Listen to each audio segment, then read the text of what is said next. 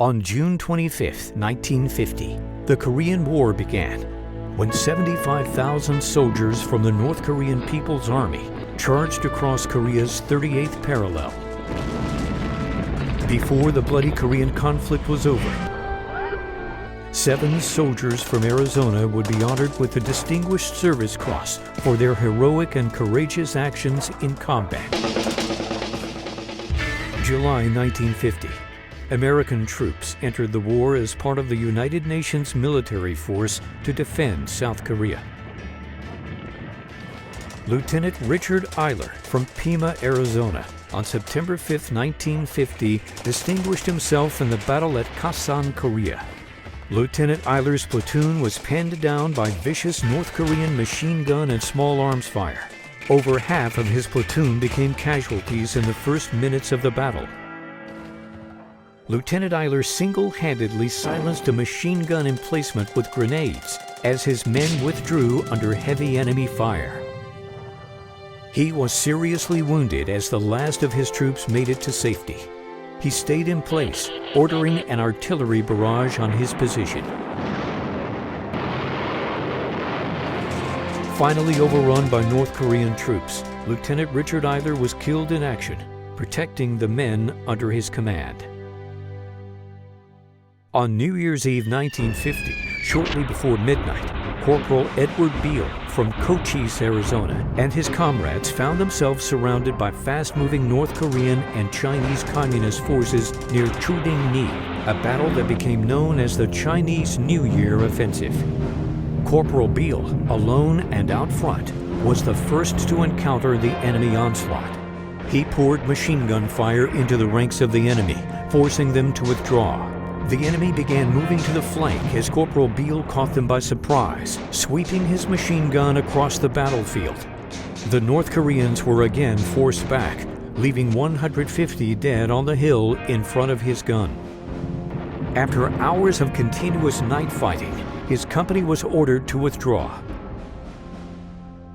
In the early morning hours of January 1, 1951, Corporal Beale voluntarily remained behind, holding back the advancing enemy. Corporal Edward Beale was killed that day, protecting his fellow soldiers, allowing them to escape. In late July 1951, Sergeant Simon Grigo from Phoenix, Arizona, and Private Edward Lederer of Maricopa, Arizona, found themselves in the same regiment, same division, on the same battlefield near Taisan, Korea. Sergeant Simon Grigo's squad was ordered to attack the well-entrenched North Korean force. The 1st Platoon moved up the rugged hill, coming under devastating automatic weapons, mortar, and small arms fire. They suffered numerous casualties. Sergeant Grigo ordered the evacuation of the wounded as he defended their position from a forward vantage point. Sergeant Simon Grigo would never leave the battlefield, and to this day is still missing in action. 4 days later, on July 30th, 1951, Private Edward Lederer from Maricopa, Arizona, would demonstrate his courage on the battlefield of Taisan, Korea. During an assault on enemy positions, Private Lederer and elements of Company L were pinned down by heavy small arms, automatic weapons, grenade, and mortar fire.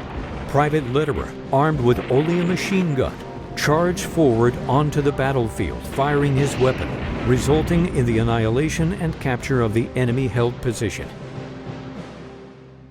Private Edward Lederer was later promoted to sergeant, and in October 1951 received a Silver Star for his heroic actions on Hill 800, known as Heartbreak Ridge.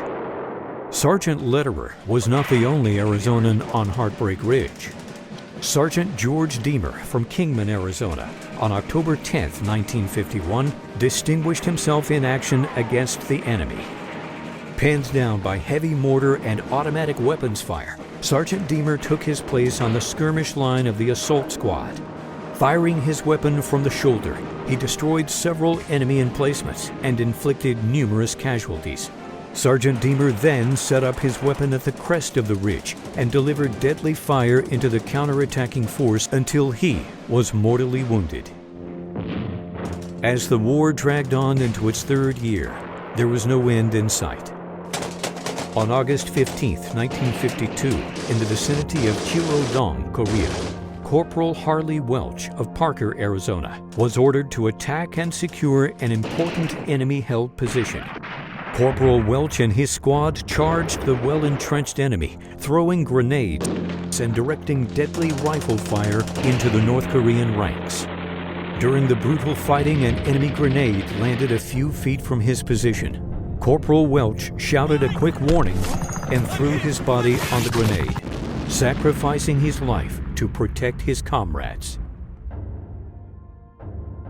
On the night of July 13, 1953, in the vicinity of Kumhwa, Korea, Lieutenant Charlie St. Clair from Maricopa, Arizona, was serving in a forward artillery observation post that came under intense enemy attack. As the attacking North Korean troops breached the perimeter, Lieutenant St. Clair called for an artillery strike on himself. During the barrage, Lieutenant St. Clair became separated from his command and was surrounded. Wounded, he remained behind, all the while noting enemy positions and troop concentrations. After 7 harrowing days behind enemy lines, Lieutenant St. Clair was finally able to cross back into Allied-controlled territory, bringing his valuable information back to the 8th Army headquarters and saving countless lives. After 3 years, 1 month, and 2 days, at a loss of more than 54,000 American lives, the Korean War finally came to an end when the Korean Armistice Agreement was signed on July 27, 1953. These 7 sons of Arizona, through their courage, heroism, and self-sacrifice, were recognized and honored with the Distinguished Service Cross. Sick and wounded members of the U.S. Armed Forces across America and around the world need to know there's more to recovery than hospitals, transition units, doctors, nurses, and medicine. That's where the American Legion's Operation Comfort Warriors program comes in. The American Legion raises funds to purchase adaptive sports equipment, video games, event tickets, and more for those recovering in military hospitals and transition programs. Learn more at legion.org/programs.